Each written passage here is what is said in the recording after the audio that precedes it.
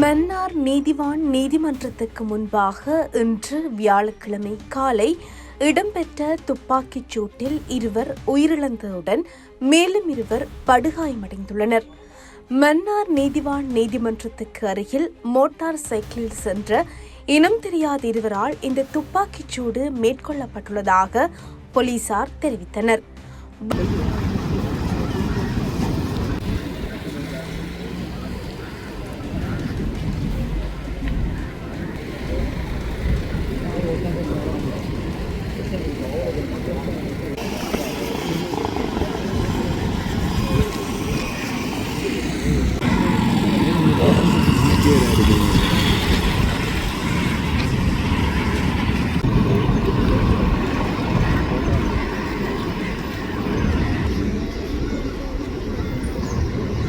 வழக்கொன்றுக்காக நீதிமன்றத்திற்கு வருகை தந்தவர்களை இலக்கு வைத்து இந்த துப்பாக்கிச் சூடு நடத்தப்பட்டுள்ளது.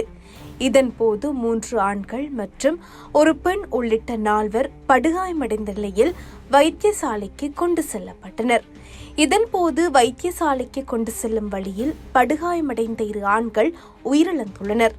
துப்பாக்கி பிரயோகத்தை மேற்கொண்ட நபர்கள் தப்பி சென்ற நிலையில் மன்னார் போலீசார் சம்பவம் தொடர்பான மேலதிக விசாரணைகளை மேற்கொண்டு வருகின்றனர்.